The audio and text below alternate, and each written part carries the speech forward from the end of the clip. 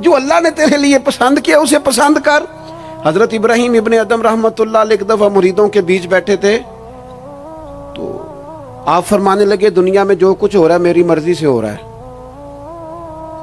بعض بندے پریشان بھی ہو جاتے ہیں جلدی کہ اتنا بڑا دعویٰ کر دیا ہے، تو آپ ہنس پڑے، فرمانے لگے اگلی بات بھی سن لو پھر کوئی تبصرہ کرنا۔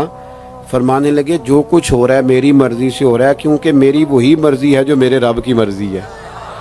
میں نے اپنی مرضی اپنے رب کی مرضی میں فنا کر دی۔ اب میری مرضی کوئی نہیں، سانو قید سجن دا گہنا ہے، او جنج رکھے ایسا اونج رہنا ہے۔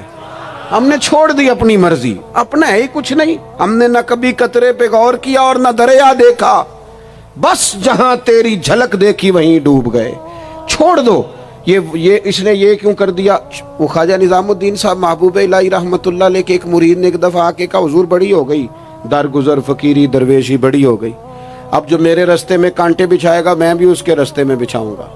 وہ بڑے غصے سے بول رہا تھا، فقیر فقیر ہوتے ہیں۔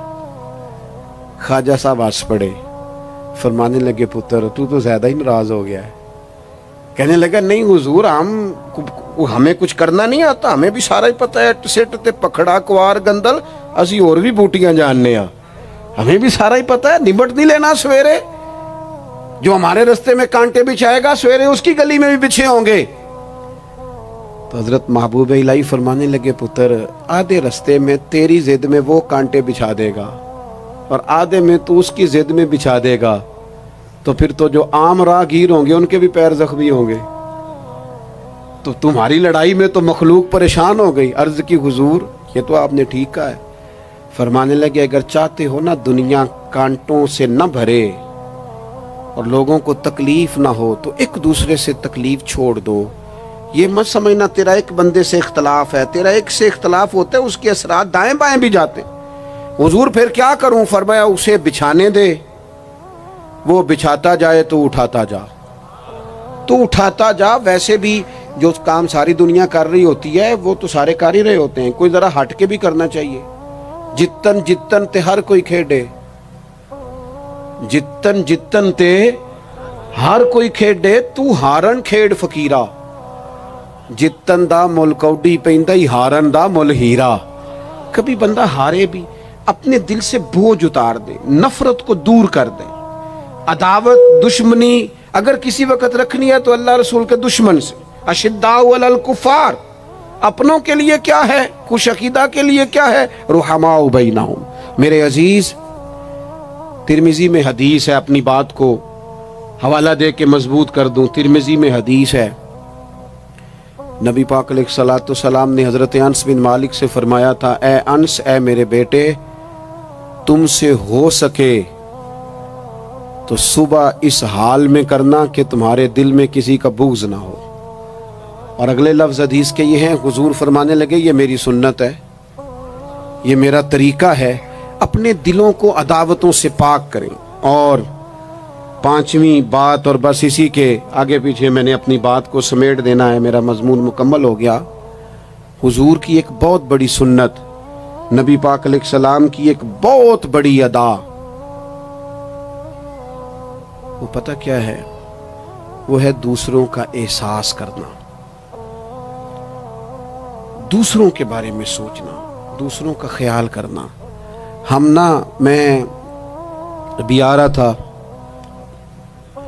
تو میری گاڑی کے ساتھ کچھ دوستوں نے دوڑنا شروع کر دیا۔ میں جو ہوں مجھے اس کا پتہ ہے، میں ہمیشہ دوستوں سے کہتا رہتا ہوں آپ بزرگوں کے ہاتھ چومیں، اللہ والوں کی اچھی بات ہے، آپ کو فائدہ ہوگا۔ میرے جیسے گناہ گار کے ہاتھ چوم کے آپ کو کیا ملے گا؟ کوئی نتیجہ نہیں نکلے گا۔ ہاں آپ کوئی میری بات مان لیں اور اس پر عمل شروع کر دیں تو رب کریم کی رحمت صبح قیامت ممکن ہے یہ کہہ دے یہ تیری وجہ سے اس نے شروع کیا تھا، جا تیرے گناہ بھی معاف کیے۔ یہ جو ذوق ہے نا، اب ایک بندہ گاڑی کے پیچھے بھاگ رہا ہے تو مجھے اتنی سخت تکلیف ہو رہی تھی، میں نے کہا یار کیا ضرورت، دیکھو نا بیچارہ گرمی کا موسم ہے، پیاس لگے گی اور پسینہ آئے گا، کیوں بھاگ رہا ہے؟ میری مجبوری بھی ہے، گاڑی کو تو چلنا ہے۔ جب تک ہم احساس پیدا نہیں نہ کرتے، میرے قبلہ عالم فرمایا کرتے تھے کہ تیری گاڑی کے آگے سے کوئی غلط کراس کر گیا اور دوڑ کے گزر گیا اور کوئی سخت جملہ بھی کہہ گیا ہے، اس پر بھی تنقید نہ کر، تو اپنے دل میں اس کا احساس پیدا کر، سوچ کے ہو سکتا ہے اسے گھر میں کوئی ایمرجنسی ہو گئی ہو. اپنی سوچوں کو مثبت کریں. آپ دوسروں کا احساس بھی اپنی طبیعت میں پیدا کریں، دوسروں کے بارے میں بھی سوچیں. میں یہاں ماشاءاللہ اسٹیج پہ بیٹھا ہوں، بڑا نرم ماحول ہے، بڑا کچھ ہے، لیکن جو دوست پیچھے دیوار کے ساتھ کھڑے ہیں نا، جن کو جگہ بیٹھنے کی بھی نہیں ملی اور کھڑے ہونے کی بھی صحیح کر کے نہیں ملی، ان کا بھی احساس پوری طرح. اور میرے خیال میں سب سے زیادہ مہمان خصوصی بھی وہی ہیں آج کی ہماری محفل کے، جو زیادہ مشکل میں بیٹھے. احساس اپنی کہاں تک احساس کرنا ہے؟ لو حدیث پاک سنو. اللہ کے محبوب علیہ السلام فرماتے ہیں میں نماز پڑھانے کھڑا ہوتا ہوں، نماز. کریم فرماتے ہیں میرا دل کرتا ہے میں لمبی نماز پڑھاؤں، لیکن پھر پیچھے سے نہ کسی بچے کے رونے کی آواز آتی ہے. دل تھا لمبی پڑھاؤں، بچہ رو پڑا تو مجھے خیال آتا ہے اس کے رونے سے اس کی اماں کو تکلیف ہو رہی ہوگی، میں نماز چھوٹی کر دیتا ہوں. اللہ کی نماز مختصر کر دی احساس کے طور پر.